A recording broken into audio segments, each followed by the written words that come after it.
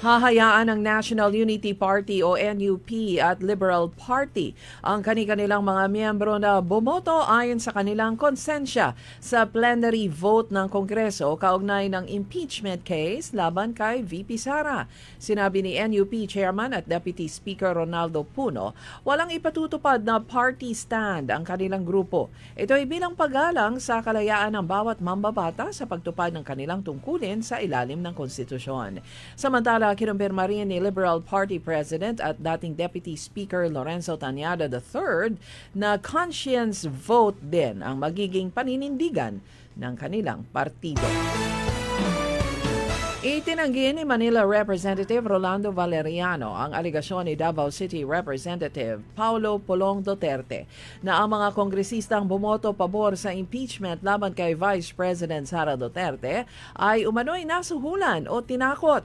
Ayon kay Valeriano, kung totoo man na ang paratang, dapat maglabas ng malinaw na ebidensya si Representative Duterte upang patunayan ang kanyang mga pahayag. Dagdag pa ni Valeriano, nakapagtataka na si Pulong lamang ang maingay sa isyu samantalang ang iba pang mga mambabatas na kaalyado ng Administrasyong Duterte ay kabilang din sa mga nakatanggap para sa proyekto. So, may suhulan, sagot ni Congressman Pulong. Inakusahan ni Congressman Leandro Leviste si Executive Secretary Ralph Recto na sangkot sa anomalya sa Batangas kasama ang contractor congressman na si Edwin Gardiola. Pinaiimbestigahan ni Leviste sa kanyang privilege speech kahapon sa Kongreso si Recto at si Batangas Governor Vilma Santos dahil sa garapalan nilang korupsyon. Sinabi pa ni Leviste na napilitan siyang magsalita matapos siyang pagsabihan ni Recto na isang baliw. Tinawag ako ni Recto na baliw. Kung totoo man na ako ay baliw, at least hindi naman ako magnanakaw, giit pa ni Leviste. Nanguna ang Land Transportation Office o LTO at Social Security System o SSS sa listahan ng mga ahensya ng pamahalaan na may pinakamaraming reklamo noong buwan ng Marso ayon sa Anti-Red Tape Authority o ARTA. Nasa 152 ang kabuuang reklamo na kanilang natanggap, kung saan 132 ang naresolba at 20 ang nananatiling aktibo. Samantala nakapagtala ang SSS ng may 156 na reklamo, kung saan 112 na ang naresolba at 44 ang nakabinbin pa.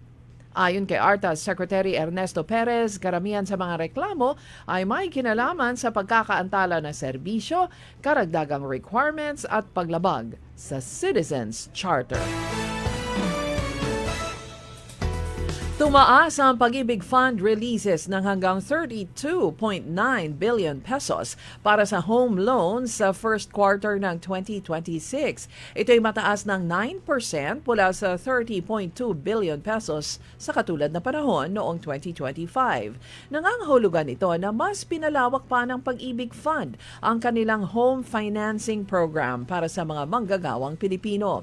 Ang bagay na ito ay naisagawa ng ahensya kasabay ng mga pagbisita ni Pangulong Marcos sa mga housing projects na pinondohan ng Pag-ibig.